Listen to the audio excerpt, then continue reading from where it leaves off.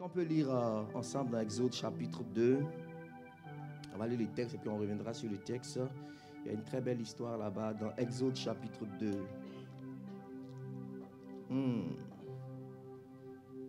Exode chapitre 2. Amen.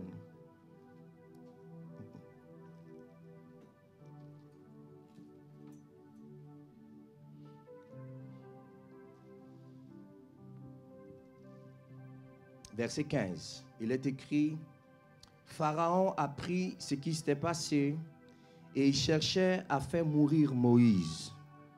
Mais Moïse s'enfuit de devant Pharaon et se retira dans le pays de Madian, où il s'arrêta près d'un puits. Quelqu'un dit près d'un puits. Le sacrificateur de Madian avait 7 filles.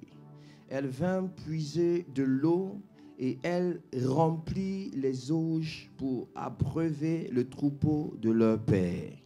Verset 17, les bergers arrivèrent et les chassèrent.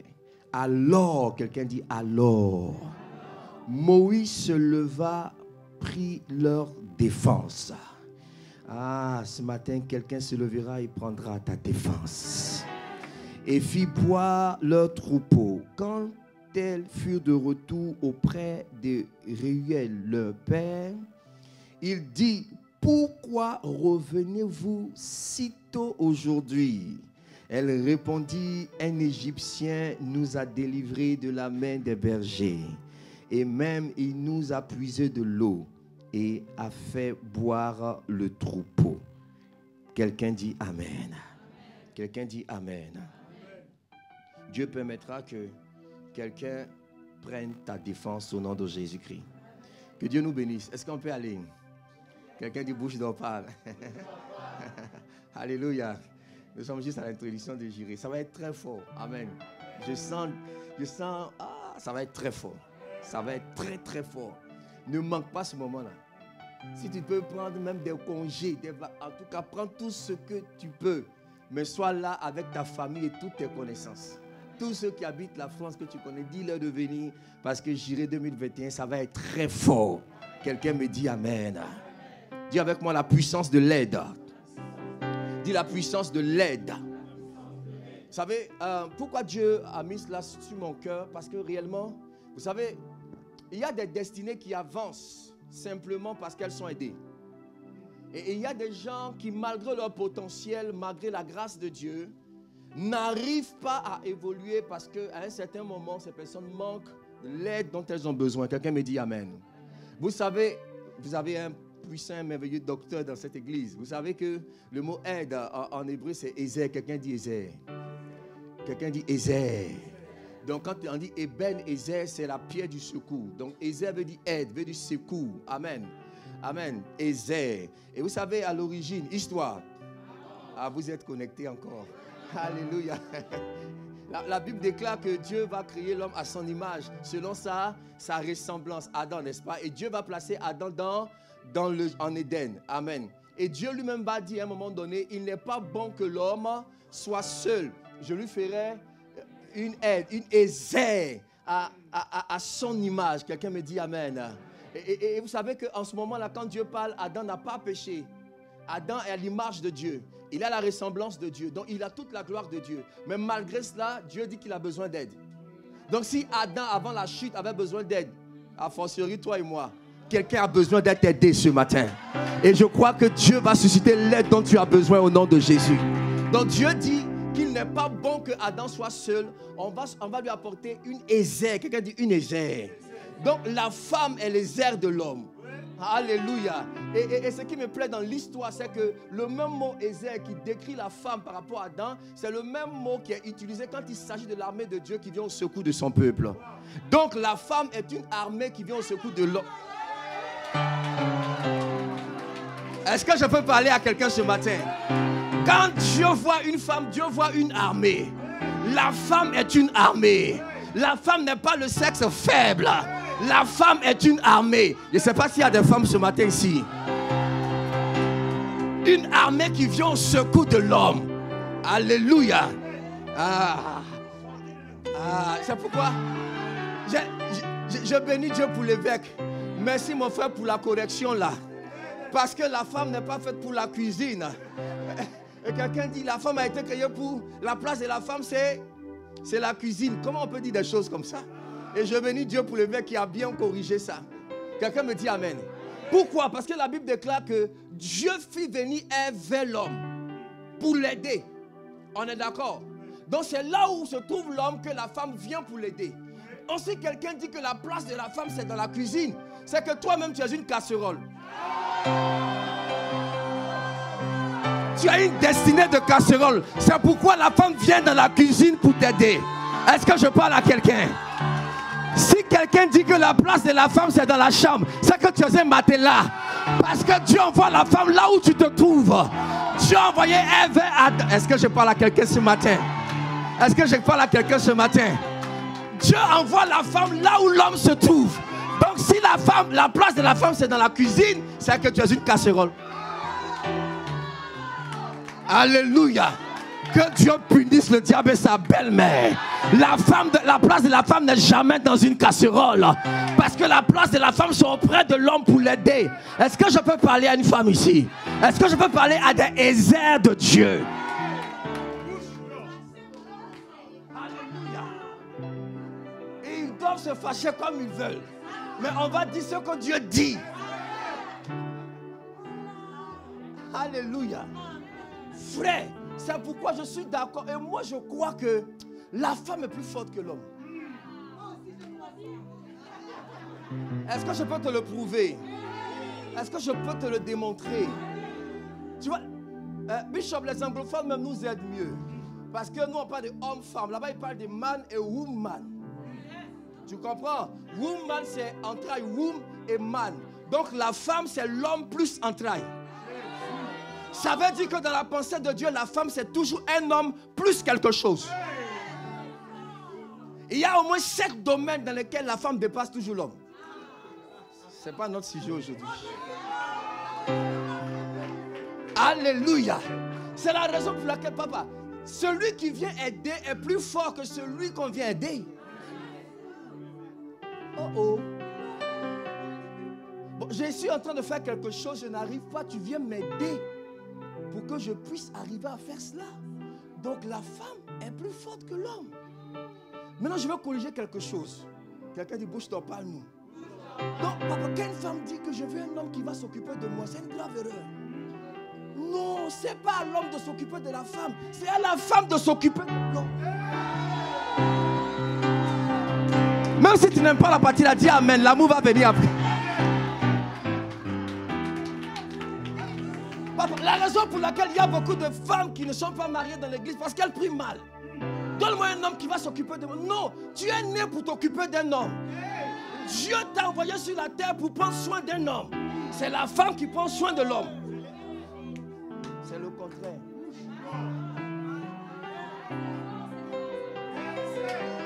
Quelqu'un dit Ézère. Le jour où la femme va comprendre sa destinée en tant qu'Ézère, les choses vont changer dans sa vie. Alléluia. Donc la prière c'est de dire Seigneur, emmène-moi vers l'homme que je dois aider. Pas vers un homme qui va prendre soin de moi, non. Parce que tu dois aider quelqu'un. Maintenant, regarde, pendant que tu es en train d'accomplir ton ministère d'aide, l'homme est tellement content qu'il va s'occuper maintenant de tes petites choses. Il va t'offrir une voiture. Tu ne dis pas amen, il va t'offrir une maison. Chaque semaine, il te donne 1000 € pour tes petites courses. Pourquoi? C'est la récompense de ton ministère. Donc si tu n'as rien fait, si tu n'es pas en train de nous aider, pourquoi veux-tu qu'on te donne des choses? Ah mais oui. Ah mais pourquoi pas? Vous êtes trop connectés. C'est la raison pour laquelle la présence de la femme dans la vie d'un homme provoque une transformation. Alléluia. Si tu rentres dans la vie d'un homme, que sa vie ne change pas, c'est que tu n'as pas compris encore ton rôle. Alléluia. C'est pour ça que quelqu'un m'a signé pour te dire que ta place est dans la cuisine. Quelqu'un dit Ézère. Quelqu'un dit Ézère. Alléluia. Bon, je suis allé dans l'affaire des femmes là, mais on va revenir. Est-ce que tu as aimé la partie là? Quelqu'un dit oui, monsieur. Alléluia. Vous savez, c'est un principe divin, le principe du secours de l'assistance. Amen. Tu as besoin d'être aidé. Quelqu'un me dit amen. Quelqu'un me dit amen bien.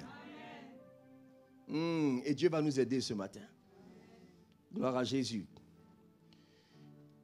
La Bible déclare que des filles de Jéthro vont aller puiser de l'eau. Amen.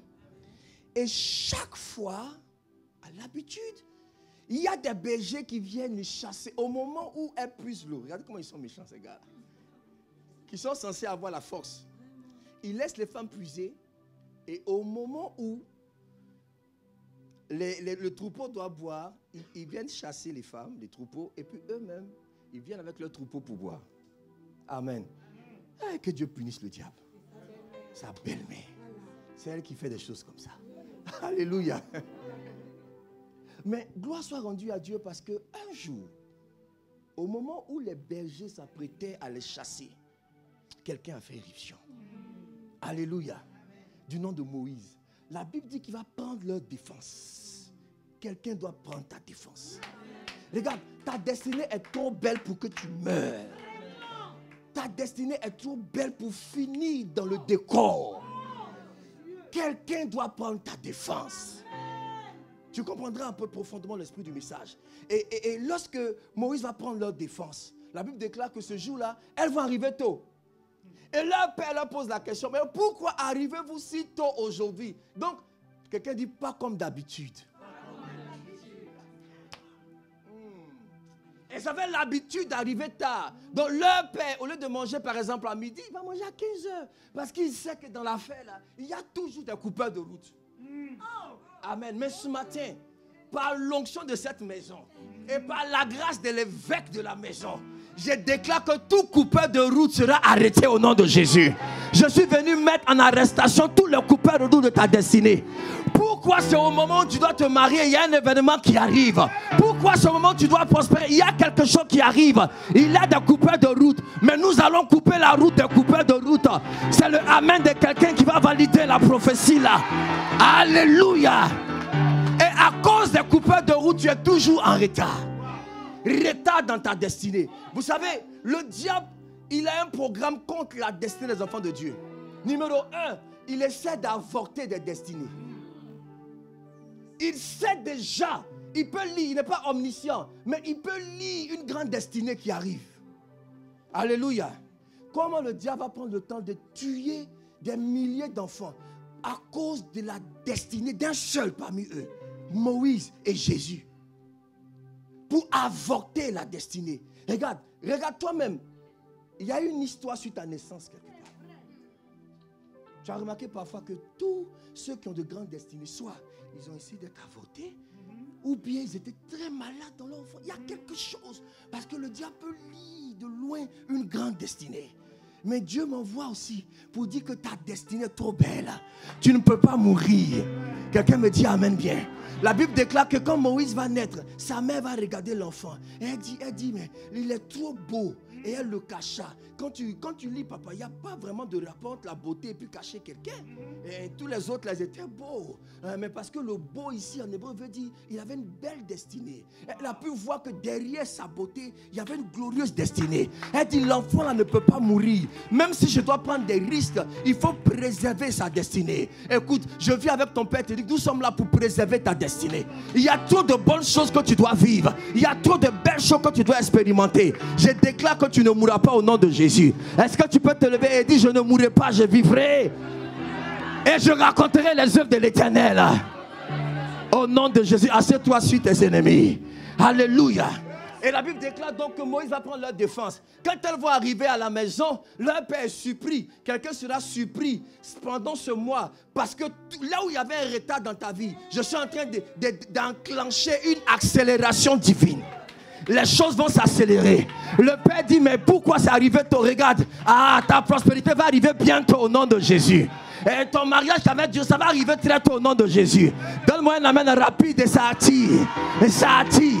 Parce que Dieu est le maître de l'accélération. Ce qui avait pris du retard peut être accéléré au nom de Jésus. Elles répondent à leur père, il y a un Égyptien qui nous a délivrés. Il y a quelqu'un qui nous a aidés aujourd'hui. Regarde, tu as besoin que quelqu'un vienne t'aider afin que ta vie soit accélérée. J'appelle la présence de l'assistance angélique pour la vie de quelqu'un qui me dit Amen.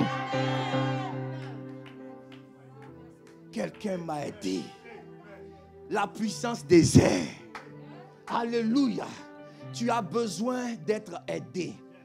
Bishop, j'ai vu dans la Bible que même les anges ont besoin d'aide. Alléluia. Gabriel dit à Daniel, le jour où tu as prié, ta prière a été exaucée. Vous savez, l'exaucement a deux phases. La première phase, c'est la validation. Quand tu dis Seigneur, donne-moi 10 000 euros, c'est déjà validé. Le ciel a dit oui.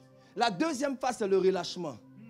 Donc, selon ta discipline spirituelle, ta vie de prière, ton obéissance à Dieu et à ton leader, tu peux raccourcir le temps de la validation du temps de relâchement. Sinon, dès le jour où tu as prié, tu as déjà été exaucé par la validation. Maintenant, il faut le relâchement. Alléluia. Donc, Gabriel dit à Daniel, le jour où tu as prié, la prière a été validée. Et je venais avec la réponse. Mais le roi de Perse m'a résisté. Et dans ce combat, il n'y a personne qui m'aide.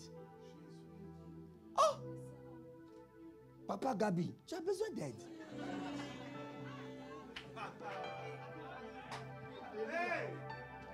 Je dis quoi? Et puis il dit, excepté Michael, le chef de votre peuple.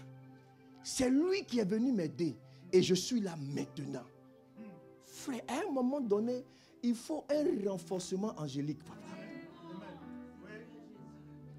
Alléluia.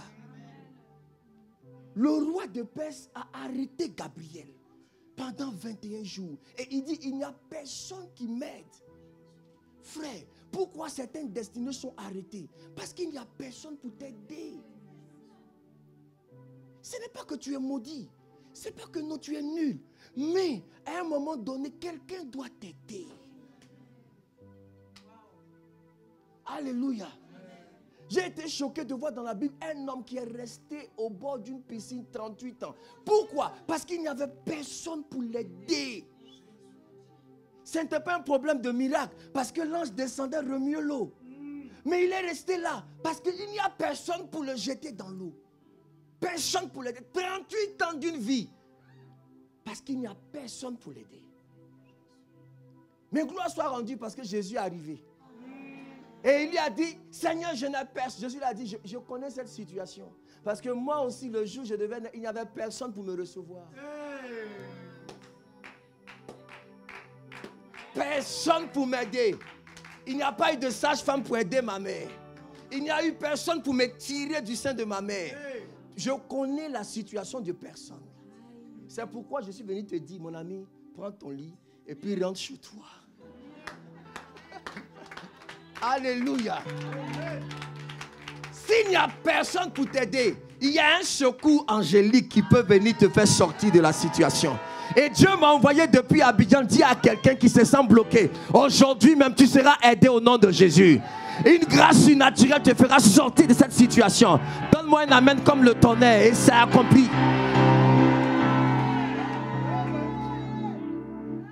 Oh!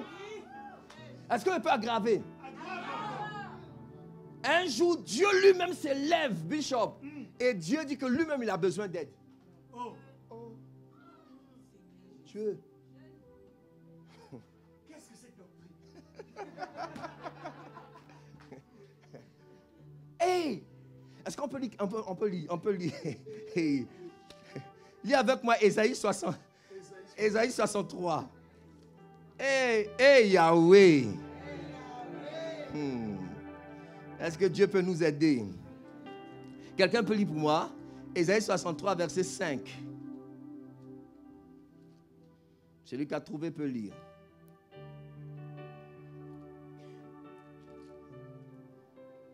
Je regardais et personne pour m'aider.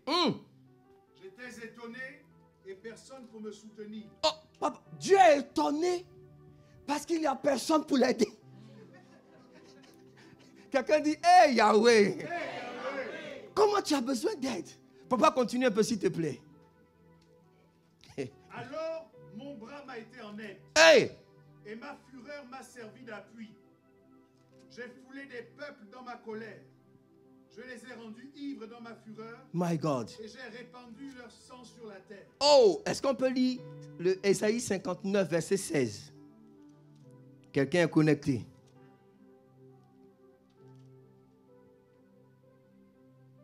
Quelqu'un peut lire avec moi? Ésaïe 59, verset 16. Il voit qu'il n'y a pas un homme, il s'étonne de ce que personne n'intercède. Alors son bras lui vient en aide et sa justice lui sert d'appui. Oh, Dieu a besoin d'aide. Papa, le verset qui va me tuer maintenant, c'est Juge, chapitre 5, verset 23. Dieu dit de maudire une ville parce que les habitants de la ville ne sont pas venus au secours de l'Éternel. Oh, oh. Juge, chapitre 5, verset 23. Maudissez mes roses, Maudissez mes roses. dit l'ange de l'Éternel. Maudissez, Maudissez. maudissez ses habitants, Uh-huh. car ils ne vinrent pas au secours de l'Éternel. Oh, Au secours de l'Éternel, parmi les hommes vaillants. oh, quelqu'un dit, oh Yahweh. Dieu a dit de maudire Méroz. Méroz était une ville au temps de Déborah et de Balak. Israël était en guerre et menacé. Vous savez l'histoire? Alors, Balak a mobilisé tous les vaillants hommes du pays pour dire, Sisera nous menace, il y a la mort devant nous, on va en guerre. Et tout le monde s'est mobilisé, pratiquement la tribu de Dan. Mais il y a eu beaucoup de tribus qui sont restées couchées. Par exemple, Méroz était une ville qui est restée tranquille avec ses habitants. Pour dire que l'affaire ne nous concerne pas. Oh, Dieu a dit, maudissez Méroz et maudissez ses habitants. Pourquoi? Parce qu'ils ne sont pas venus au secours de l'Éternel. Ça veut dire quoi? Dieu est omnipotent. Il n'a pas besoin d'aide. Mais, c'est un message prophétique. Quand Dieu a une vision, quand Dieu est engagé dans quelque chose, Dieu attend à ce que le peuple soit mobilisé pour la vision. Amen. Donc, aider l'Éternel, c'est entrer dans le plan de Dieu. Amen. Dieu dit, il y a danger. Je veux un homme qui va prier pour ne pas que je détruise la ville. Parce que quand mon bras me vient en secours, ça c'est grave. Wow. C'est pour cela que quelqu'un doit m'aider à ne pas frapper. Wow. Oh my God. Est-ce que ta famille peut avoir ta voix comme intercesseur pour ne pas frapper? Dieu dit, j'ai besoin d'aide. Il dit, mais je suis surpris de ce qu'il n'y a personne qui m'aide. Et il dit plus tard, dans le combat contre l'ennemi, Méroz n'a rien fait. Écoutez, il y a parfois des habitants de Méroz dans l'église, papa. Lorsqu'on parle d'une vision, ils nous regardent comme ça. Finissez et on part. Des Mérosiens. Des Mérosiens, merci papa. Tout le slogan dans l'église, comme on dit à Abidjan, c'est je prends ma part et je pars. Hey. On dit, mais quoi? On peut faire ça. On peut faire ça. Adama, on peut faire ça. On dit Yajiré 2021, nous regarde comme ça. Quoi? On dit on doit changer ça. Oui, bon, dépêchez-vous et puis après on verra. Je déclare qu'il n'y aura pas de Mérosiens ici à la Providence. Non. J'enlève ça au nom de Jésus. Que Dieu punisse le diable et ses petits-fils, les Mérosiens. Des gens qui ne s'occupent pas de la vision. Ils ne pensent pas au programme. Frère, est-ce que vous savez que votre père spirituel a besoin d'aide? Un homme de Dieu. Le secret de la réussite d'une organisation, d'un ministère, c'est la puissance du secours. Laissez-moi vous dire la vérité. Alléluia. Parfois, même dans le ministère, moi je suis votre oncle. Ce que papa ne dit pas, moi je dis. Quelqu'un dit tonton, parle-nous. Il y a des choses que le père ne peut pas dire. L'oncle doit parler au neveu. Alléluia. Oui. Dis tonton, parle-moi ce matin. Frère, la partie où on est en train de changer de salle, est-ce que tu ne sois pas un Mérosien? Tu dois entrer dans l'affaire pour dire je ne dors pas. Où est ma papa? Qu'est-ce qu'il faut faire? qu'est-ce que je peux faire? Il y a géré, qu'est-ce que je peux faire? Même si tu as le sentiment que tout est géré, tu dis que non, il y a ma part, je refuse d'être un mérosien. Alléluia. La puissance d'un ministère, c'est la part des fils dans le secours de l'Éternel. Les plus grands mérosiens dans l'église, c'est ceux qui ne payent pas la dîme, papa. Ils sont dangereux. Puissance 1000, c'est-à-dire qu'il est là, puis nous regarde, on dit la dîme, puis tu regardes comme ça. Mais tu es dangereux, papa. Mérosier. Et Dieu est fâché. Dieu dit maudissez ses habitants. On dit pourquoi, Seigneur? Il dit ils ne sont pas venus au secours de l'Éternel. Alléluia. Alléluia. Vous savez, le ministère n'est pas facile. Beaucoup de stress et de combat. Amen. Et en tant que fils, faites cela, c'est très important. Je sais que Providence, vous le faites déjà. Vous savez, non, quand il parle de bébés là, mes yeux même me fatiguent. Alléluia. Vous savez, apporter un SMS à votre père pour dire, papa, que Dieu soit béni, tu es le meilleur. C'est déjà une grande source de motivation. Vous savez que nous, les gens, les chrétiens, ils pensent que comme Dieu est nous, on n'a pas de problème. Alléluia. Même bonjour, même, on va te dire. Mais pour il faut dire bonjour à ton père. Évêque, reçois mon bonjour ce matin. Tu es le meilleur. Que Dieu te bénisse. Ça là, ça envoie l'onction déjà. Amen. Ensuite, deuxième niveau, c'est la prière. Et troisième niveau, c'est le soutien. Qu'est-ce que je peux faire? Je veux semer dans cette œuvre. Je veux semer dans ce programme. Voici la joie d'un père. Vous avez compris? Dieu en a compris, tonton. Quelqu'un me dit Amen. Alléluia. Et Dieu m'a enseigné cela. Vous savez, beaucoup de ministères, papa, meurent faute d'aide. Beaucoup d'hommes de Dieu meurent parce qu'à un moment donné, personne ne les a aidés. Il y a des gens qui sont morts à l'hôpital et n'ont pas trouvé quelqu'un pour leur donner ne serait-ce que 10 € pour acheter des médicaments. Ils sont morts. Pour détruire une destinée, le diable travaille toujours à ce qu'il n'y ait pas d'aide de cette destinée. C'est pourquoi mon message ce matin, c'est pour déclencher le ministère des aides de destinée. Parce que ta destinée est tellement belle qu'il faut des personnes qui vont aider ta destinée. Qui me dit Amen bien. Uri est mort simplement parce que ceux qui étaient supposés l'aider dans le combat l'ont lâché. Ils l'ont lâché. Et il était choqué certainement. Et j'imagine ces dernières secondes avant sa mort. Parce que d'habitude quand on combat, mes compagnons assurent mes arrières. On est d'accord? Et c'est pour cela que Dieu expressement, en parlant même des armes, du combat spirituel, il n'y a presque rien pour protéger le dos. Ouais? Il y a le casque, il y a la cuirasse, il y a les chaussures, il y a la ceinture, il y a l'épée. Mais derrière, parce que ton frère est responsable de tes arrières. Donc, chaque soldat doit protéger le dos de son frère. On est d'accord? Malheureusement, aujourd'hui à l'église, c'est grave. C'est le soldat qui expose le dos de son frère. Pour dire, regardez, hein, son dos est nu, hein, tuez-le là. Donc Uri est en plein combat, papa. Et il sent l'effort du combat peser sur lui. C'est différent. On dit, ah, qu'est-ce qui se passe aujourd'hui? Pendant qu'il est en avant, il reçoit un coup, 2 coups. Ah! Le temps de se retourner et il voit ses frères reculer. Parce qu'ils ont reçu un ordre pour dire, au fort du combat, retirez-vous de lui. Et il voit ses frères se retirer et il est seul dans la bataille. Certainement que la seule question qui est montée dans son cœur avant de mourir, c'est celle que Jésus lui-même a dit à la croix. Il a pu leur dire, mes frères, pourquoi m'avez-vous abandonné? Et cette question-là les attend au ciel. quand ils vont voir Uri pour dire pourquoi. Frère, je prie que personne ne te pose la question au ciel. Parce que tu as laissé quelqu'un mourir à côté de toi. Tu aurais pu l'aider. Tu aurais pu aider un frère, aider une soeur. Mais tu l'as critiqué récemment. Tu aurais pu aider un ministère, relever ce ministère. Il dit, mais pourquoi m'as-tu abandonné? Quelqu'un me dit amen. Oh, oh. Papa, Mephibosheth perclus des pieds. Pourquoi?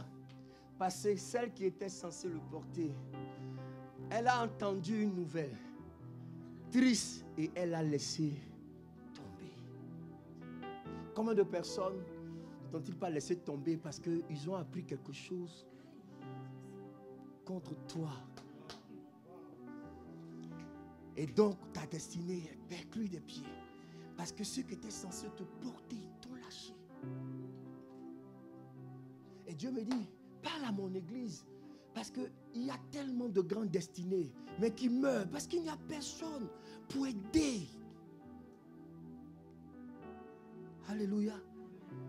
Et Jésus a dit à cet homme, moi aussi il n'y avait personne. C'est pourquoi je viens pour t'aider.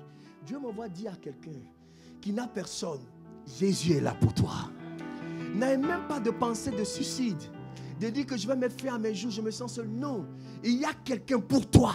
Et aujourd'hui, il se lèvera pour toi. Quelqu'un me dit amen. Quelqu'un me dit amen. Laisse-moi aller rapidement à cause du temps. Et la Bible déclare que ces filles ont dit, pas comme d'habitude. On était en retard d'habitude. Mais aujourd'hui, quelqu'un nous a aidés. Regarde la bénédiction d'avoir une aide de destinée. C'est que tes habitudes vont changer. Quelqu'un me dit amen. Tu avais l'habitude de la pauvreté, mais tu auras l'habitude de la prospérité. Ton amen n'est pas fort. Tu avais l'habitude d'être en retard, mais tu auras l'habitude maintenant d'arriver au plan parfait de Dieu pour ta destinée. Je déclare que tes habitudes vont changer au nom de Jésus. Ça va changer au nom de Jésus. Tu avais l'habitude de pleurer la nuit, maintenant tu vas rire tout seul la nuit. Il y a un genre de miracle qui fait que tu te réveilles à 2h du matin et tu souris. Parce que tu sais que ton lendemain sera meilleur. Je mets le miracle là sur ta vie et sur ta destinée. Que tes habitudes changent au nom de Jésus. Les gens avaient l'habitude de te mépriser au travail. Mais dès demain tu seras honoré et respecté. Parce que tu as changé tes habitudes. Tu as changé tes habitudes. Alléluia. Alléluia. Dis avec moi, Seigneur, merci pour mon Ézère. Alléluia. Les types d'aides de destinée. Vous savez, premièrement, les aides de destinée. Le premier groupe, c'est des personnes qui te donneront la direction. Quelqu'un dit avec moi direction. Dis avec moi direction. Ah, la direction est très importante. Tu as besoin de rencontrer des gens qui te donneront la direction. C'est très important. Alléluia. La Bible déclare que pendant que Joseph cherchait ses frères, et il les cherchait où ça? Il les cherchait à Sichem, mais on lui a dit que ses frères étaient à Dothan. Alléluia. Donc ne les trouvant pas, il était égaré dans les champs. Il a rencontré un homme qui lui a dit, j'ai entendu tes frères dire qu'ils partent à Dothan. Cet homme lui a donné la direction dans Genèse chapitre 37 et il a retrouvé ses frères. Écoute-moi bien, parfois tu peux chercher des choses à Sichem, mais elles se trouvent à Dothan. Qui me dit amen? Tu peux chercher des choses très loin, mais qui sont proches de toi. Tu as besoin de quelqu'un pour te donner la direction. Tu as besoin d'un père spirituel. Tu as besoin de l'évêque pour te donner la direction. Écoute, la direction, oh my God. Papa, la pauvreté n'est pas un manque de ressources. C'est d'abord un manque de direction. Parce que Dieu a déjà réservé ta ressource sur la terre. Tu as besoin de la bonne direction pour arriver, pour être connecté à ta ressource. Quelqu'un me dit amen bien. Donc, la direction, c'est la connexion entre ton problème et ta solution. Parce qu'il y a toujours une solution à chaque problème. Mais comment avoir la solution? Tu as besoin de la direction. Donc, la direction, c'est la connexion entre le problème et la solution. Après ce service, Dieu te donnera la direction au nom de Jésus. Tu reçois la direction au nom de Jésus. Je déclare et je prophétise que ce mois est un mois de direction divine. Que Dieu te donne la bonne direction, la bonne orientation. Et ça va changer ta condition. Quelqu'un qui a la bonne direction, il saura où investir. Et il sera prospère. Quelqu'un qui a la bonne direction sera qui épouser. Parce que dans l'affaire du mariage, tu n'as pas la bonne direction. Tu es mort dans le film. Ton mariage, c'est ton éternité en miniature. Soit c'est le ciel en miniature, soit c'est l'enfer en miniature. Je dis la vérité. C'est pourquoi tu as besoin de la direction. Quelqu'un dit direction. C'est important d'avoir un père, d'avoir un prophète, d'avoir un évêque pour qu'il te donne la bonne direction. Il y a des choses qui peuvent te sembler simples, évidentes, mais non, il faut la direction divine. Donc, le premier niveau, le premier groupe, c'est des gens qui vont t'apporter la bonne direction. Quelqu'un me dit amen. Alléluia. Regarde, lorsque Saül cherchait les ânesses, quand il arrive à la ville, des jeunes filles vont lui dire, Samuel est au lieu. Amen. Mais avant même les jeunes filles, son ami lui dit, il y a dans cette ville un homme considéré. Allons le consulter. Ils étaient perdus. C'est pourquoi je dis toujours, quand tu ne sais plus ce que tu dois faire, tu dois au moins savoir où tu dois aller.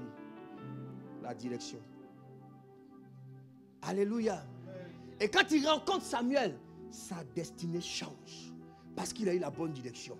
Je prie que Dieu te donne des personnes autour de toi qui te donneront la bonne direction. Le bon conseil au nom de Jésus. Regarde, Naaman était en train de souffrir de la lèpre. Pendant que la guérison était là, en Samarie, il a fallu cette jeune fille qui dit à sa femme, si mon Seigneur va voir le prophète de Samarie, il sera guéri. Alléluia. Parfois la direction viendra par des personnes que tu peux négliger autour de toi. Il faut que tu donnes la sensibilité spirituelle pour dire voici la bonne direction. Frère, tu n'es pas à providence par hasard, parce que c'est la bonne direction pour toi. Pour que ta vie change, pour que tes entreprises montent, pour que ta famille soit transformée. Est-ce que tu peux acclamer le Dieu de providence? C'est la direction divine pour toi. Alléluia. Le jour où j'ai compris ça, j'ai dit à Dieu, Seigneur, donne-moi les personnes qui me donneront la bonne direction. Quelqu'un me dit amen. La bonne direction. Un jour, les disciples posent la question au Seigneur, mais où allons te préparer la Pâque? Il dit, allez dans la ville, vous allez rencontrer un homme portant la cruche. Suivez-le. Il vous donnera la direction. Ils l'ont suivi, et exactement. Frère, c'est très important. La direction ne te paraîtra pas comme toi tu sens. Alléluia. Non. Et celui qui t'apporte la direction, on ne te demande pas de savoir est-ce que tu aimes sa tête ou pas. On dit il porte la cruche. Toi tu dis que sa nuque. Tu regardes la nuque. On dit c'est la cruche. Moi je n'aime pas sa tête. Non. On ne te demande pas d'aimer sa tête. On dit suis-le. Dis à ton voisin suis-le. Mais je ne comprends pas le chemin par lequel on dit on ne te demande pas de comprendre. On dit suis-le. Alléluia. Suis-le. Mais non, mais pourquoi même il a devenu évêque et puis il habite évêque là. Ça c'est quoi? On dit, hé, suis-le.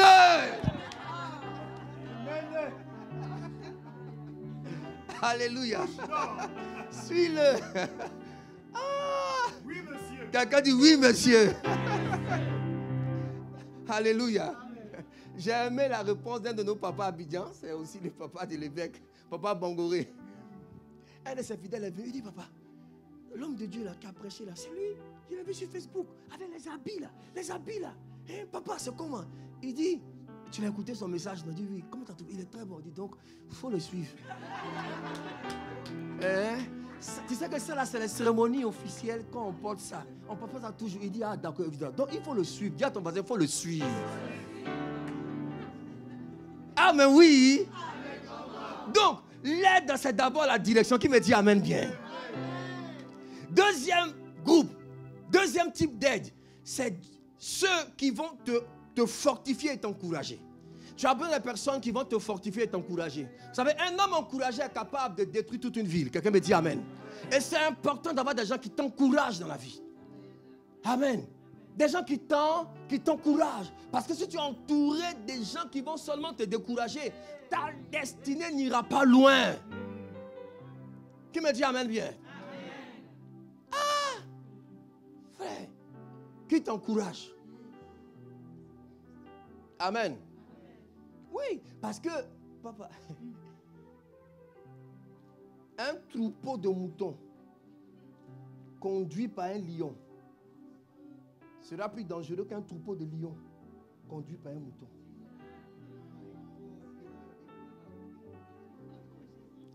Parce que le troupeau de moutons, ils sont moutons. Mais en écoutant la voix du lion, ils vont sentir qu'il y a un lion en eux. Et ils vont faire des choses incroyables. Mais ceux qui sont lions là, s'ils entendent la voix d'un mouton, au lieu de rugir, ils vont faire il y a des lions. Et c'est comme ça ta destinée. En réalité, tu es un lion. Mais si autour de toi, il n'y a que des moutons, au lieu de rugir, tu vas... Ah, je déclare que tu vas rugir. Tu vas rugir au nom de Jésus. Le lion, c'est celui qui sait te parler, celui qui sait t'encourager, celui qui sait te motiver. Même dans le ministère, quel que soit votre niveau, il y a des gens qui doivent vous encourager. Est-ce qu'il peut te choquer un peu? Est-ce que vous savez que l'apôtre Paul l'a rétrogradé? Pardonnez-moi. Je veux revenir à Jiré. Alléluia. Histoire. Quand je dis rétrogradé, il n'a pas perdu la foi. Mais il a eu un petit déclin dans le ministère. Parce qu'il était découragé. Je vous dis souvent, les leaders ont des combats que vous ne pouvez imaginer.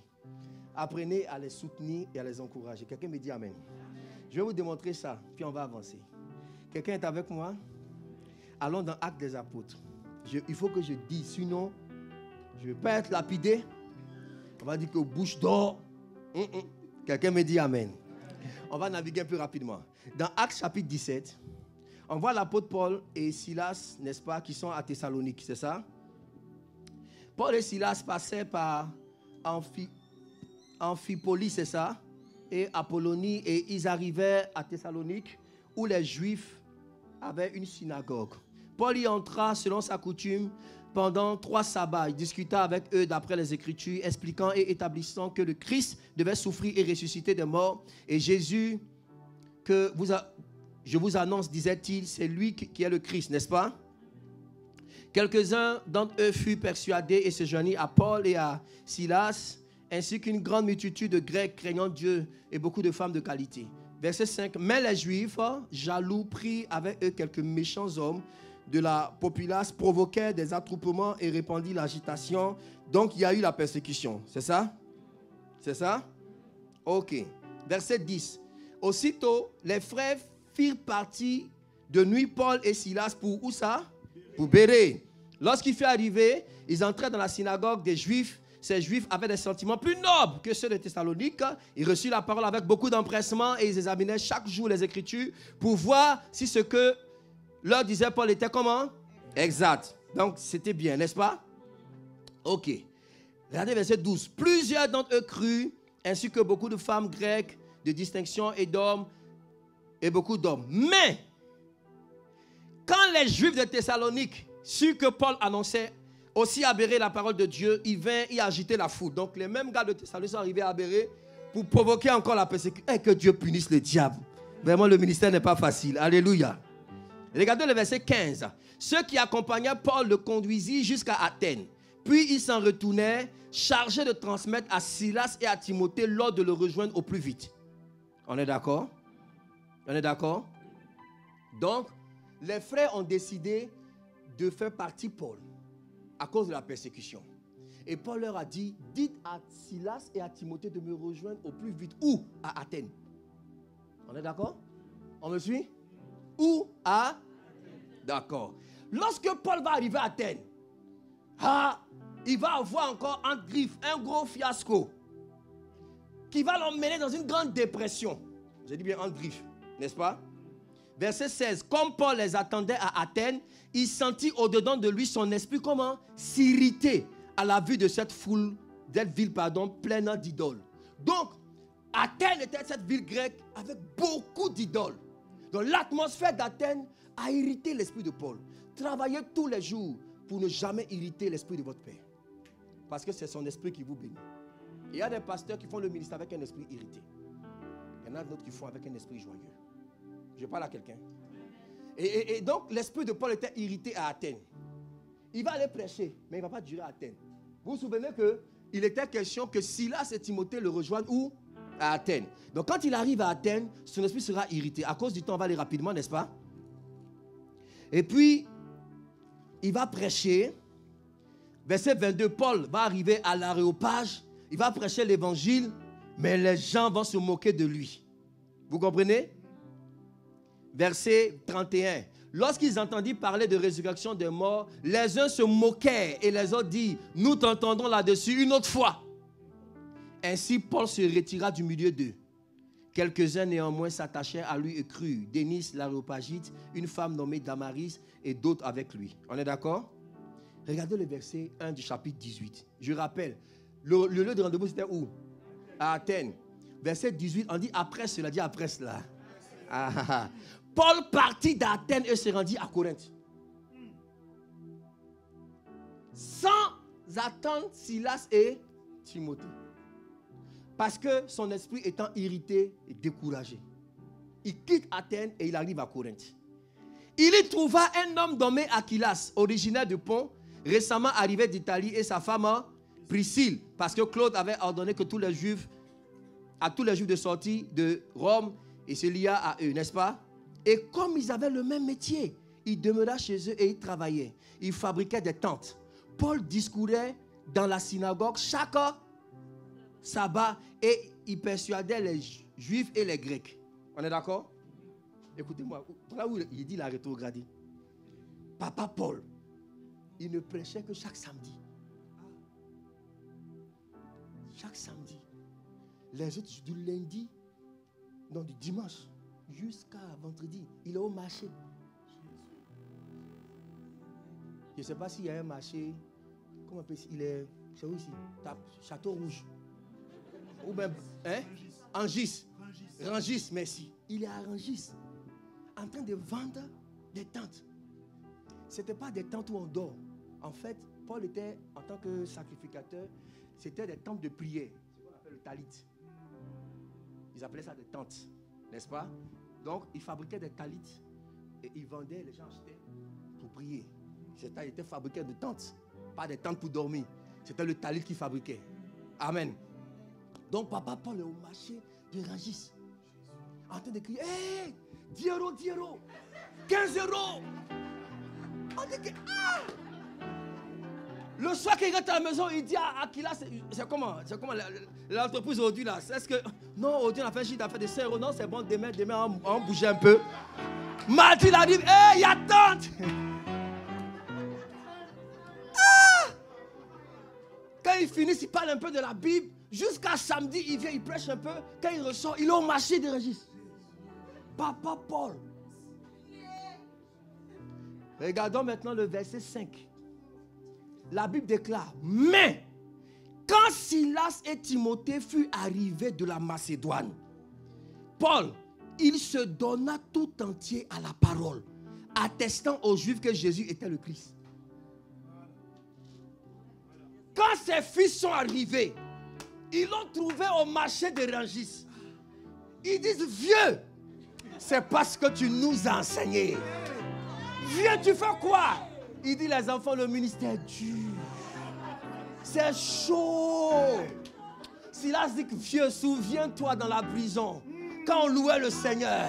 Timothée dit, souviens-toi de ce que tu m'as prêché, de comment tu m'as imposé les mains. On ne te reconnaît pas, vieux. La Bible déclare qu'il a déposé les tentes et il se donna tout entier. Il prêchait lundi, mardi jusqu'à dimanche. Est-ce que je parle à quelqu'un? Je viens révolutionner ta foi. Je viens encourager quelqu'un. Là où tu étais découragé, sois encouragé au nom de Jésus. Là où tu avais commencé à faiblir, que Dieu te fortifie. Je veux encourager ta vie de prière. Je veux encourager ta vie de méditation. Je veux encourager ta vie de semence. Qui me dit amen et c'est établi. Donc je n'ai pas menti, non. Je peux revenir à Gilet. Merci beaucoup. Alléluia. Frère, Silas et Timothée étaient des personnes qui encourageaient Paul. Vous savez, il y a des gens, même, elles ne te parleront pas, leur présence te motive. Ouais. Leur présence. Même dans le ministère, il y a des gens, quand ils ne viennent pas dimanche, on dirait que tu es dérangé. Vous comprenez un peu? Parce qu'ils ont une présence qui apporte un certain encouragement. Il y en a d'autres, quand ils ne viennent pas, tu dis, Seigneur, maintiens-le là.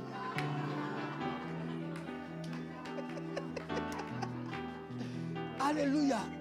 Ce n'est pas moi qui le dis, c'est la Bible. Frère, dans l'église là, il y avait des gens qui sont morts beaucoup. On les a enterrés sans problème. Mais le jour où Tabitha est morte, on dit que jamais. Elle là, Tabitha ne peut pas mourir. Allez chercher Pierre. On dit, mais non, elle est déjà morte. À la résurrection, on dit, on s'en fout. Allez chercher Pierre. Pierre arrive.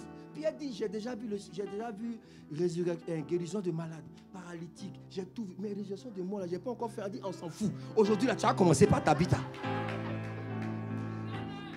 Tu étais là quand Jésus a ressuscité la fille de Jairus, non? Il dit, j'étais là. Il faut faire la même chose. Pierre ne s'est pas fatigué. Il dit, ok, tous ceux qui pleurent, sortez. Il s'est souvenu.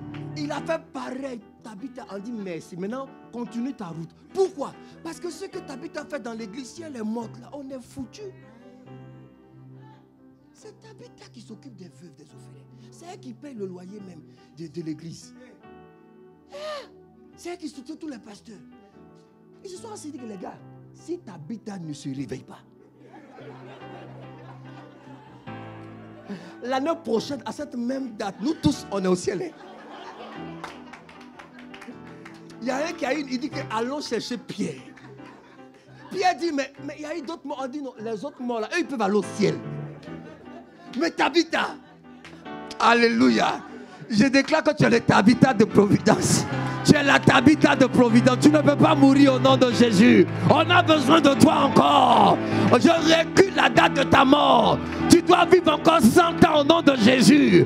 Que Dieu te donne la grâce de la longévité. On a besoin de toi. Quelqu'un me dit Amen. Alléluia. Silas et Timothée ont encouragé Paul. Quelqu'un me dit Amen. Troisième groupe. Avant-dernier groupe, on va terminer. Parmi les aides de destinée, c'est ceux qui te portent. Comme je l'ai dit, ceux qui te portent. Dans la vie, il y a des gens qui te portent à un certain niveau. Dans une certaine saison, des gens te portent dans le ministère, dans l'entreprise, dans tes affaires. Quelqu'un doit te porter. C'est quelqu'un qui fait que quelqu'un devienne quelqu'un. Qui me dit Amen bien. Tu as besoin qu'on te porte. Pour que tu arrives à un certain niveau, quelqu'un t'a porté. Alléluia. Pour que demain tu portes aussi quelqu'un d'autre. Et c'est très important. Quand ceux qui sont chargés de te porter te lâchent, tu seras perclus des pieds. Comme Mephibosheth. Alléluia. Parce que il n'y a personne pour te porter. J'ai beaucoup aimé ce miracle-là. Et Jésus a été touché par ce miracle. Ce miracle à cause du temps. Dans Marc chapitre 2, versets 1 et 5, la Bible déclare que Jésus prêchait dans la maison. Il y avait une grande foule et personne ne pouvait passer par la porte, n'est-ce pas? Mais les gens envoyaient un paralytique et ils sont montés sur le toit, n'est-ce pas? Ils ont descendu le paralytique devant Jésus. Jésus a été touché par leur foi. Amen. La foi de qui? Pas la foi du paralytique, la foi de ses amis qui l'ont porté. Et le sacrifice, ils pouvaient tomber et se blesser, mais ils étaient prêts à aller loin pour que Jésus guérisse leurs camarades. Leur action a tellement touché Jésus que dans son esprit même, il s'est un peu perdu. Alléluia. Au lieu de déclarer la guérison, il dit tes péchés sont pardonnés. Le paralytique même, il regarde Jésus, il dit Seigneur, ça là, c'est pas faire des péchés. Hein. Les amis là. Donc les gens disent, qui est celui-ci qui a le pouvoir? Il dit, bon, qu'est-ce qui est plus compliqué que de pardonner les péchés? Ou bien il lève ton bonnet, bon, lève-toi et puis il faut marcher, c'est fini. Alléluia. Je prie que tu touches aussi le cœur de Jésus. Que tu puisses déranger même l'esprit de Jésus. Quelqu'un me dit Amen. Frère, cet homme a été guéri. Pourquoi? Parce que ses amis l'ont porté. Ses amis l'ont porté. Je prie que Dieu envoie des gens qui vont te porter. Et que toi, tu sois aussi sensible pour porter des gens. Quatrième groupe de personnes, ce sont les aides de destinée qui combattent à tes côtés. Tu as besoin des gens qui combattent avec toi. Des gens qui se battent avec toi. Ils se battent pour toi. Alléluia. Le premier exemple, c'est celui que j'ai cité de Uri. Uri avec des gens qui étaient censés se battre pour lui, mais qui l'ont lâché à un certain moment. Et il est mort. Si ceux qui sont censés combattre avec toi, dans le ministère, dans ta vie, dans tes affaires, tu lâches, ça va être compliqué. Dieu t'aidera, mais tu vas perdre beaucoup de temps. Beaucoup de temps. Je prie que Dieu envoie des bons combattants au nom de Jésus. Et le deuxième exemple, c'est celui de Michaël, qui est venu au secours de Gabriel, qui me dit Amen. Gabriel dit, il n'y a personne qui m'aide dans ce combat, excepté Michael. Alléluia. Donc Dieu m'envoie ici en association avec l'onction de ton Père. Même si les gens t'ont abandonné, je viens comme Michael pour t'aider. Ton amen n'est pas fort. Je viens comme Michael pour t'aider. Est-ce que tu peux te tenir debout? On va prier le Seigneur. Si tu es béni, acclame de puissamment.